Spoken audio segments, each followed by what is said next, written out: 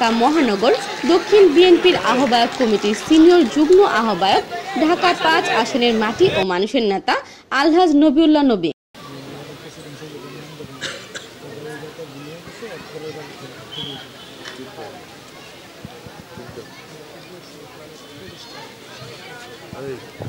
তাদের আত্মার মাগফিরাত কামনা করি এবং যারা আহত আছেন তাদের সুস্বাস্থ্য কামনা করি, তাদের সুস্থতা কামনা করি। জুলাই আন্দোলনে যিনি সর্বোচ্চ নেতৃত্ব দিয়েছেন, যিনি মাস্টার মাইন্ড হিসেবে পরিচিত, সারা বাংলাদেশে যিনি আন্দোলনের দামানল ছড়িয়ে দিয়েছেন, বিএনপির ভারপ্রাপ্ত চেয়ারম্যান কানুনের রহমান জনাব তারেক রহমান, তার নেতৃত্বে বিএনপি অঙ্গ সংগঠন এবং ছাত্রদল যুবদল সবাই ঐক্যবদ্ধভাবে মাঠে নেমে পড়েছে কোনো ব্যানার ছাড়া।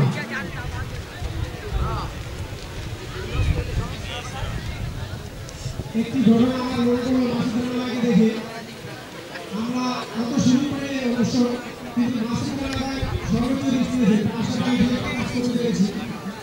যে ঘটনাটি লাউনে নয়, ডেমরা জাফরকার এবং মালদানের ডেমরা জাফরকার যে পুলিশ এখানে যে মাসুদুল্লাহ ভাই যে আন্দোলনের নেতৃত্ব দিয়েছেন, ছাত্রদলের সভাপতি রাকিব ভাই সহ মাসুদুল্লাহ যিনি নেতা, আমরা না গেলে সমন্বয়করা দাঁড়িয়ে থাকতো বোমার মতো।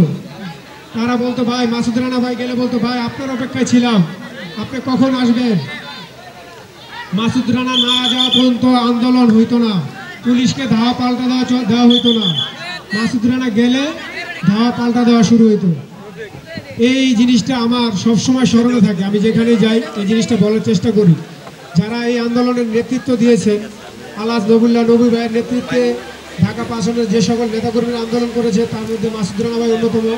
জাহান ভাই, সেলিম ভাই আমাদের সর্বোচ্চ সহযোগিতা করেছে, নির্দেশ দিয়েছেন। মাঠে আমাদের রেফারি সিদ্ধান্ত চূড়ান্ত সিদ্ধান্ত। আমাদের আজকে দুই ক্লাবের খুরশিদ আলম ভাই, কাশেম ভাই সহ সকলকে ধন্যবাদ।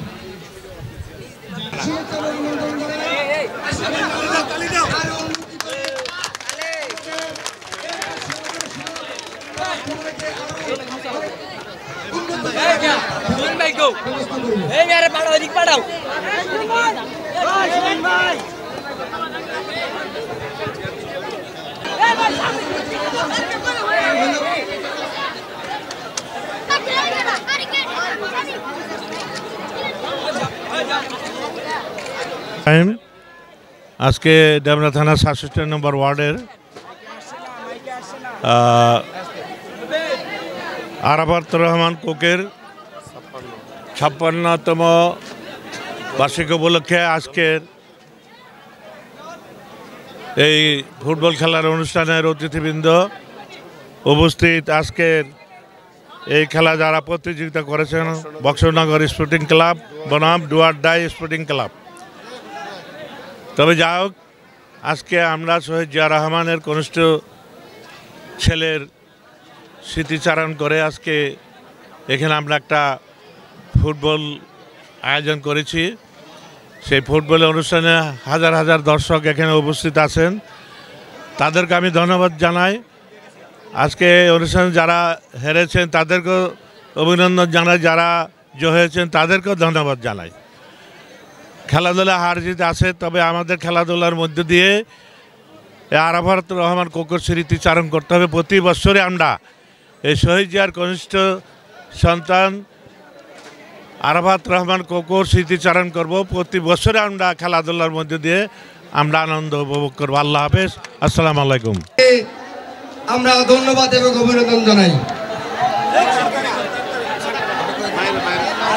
ইনশাআল্লাহ অতি শীঘ্র আপনাদের সামনে সামনাসামনি সরাসরি দেখা হবে ইনশাআল্লাহ। সকলে ভালো থাকবেন।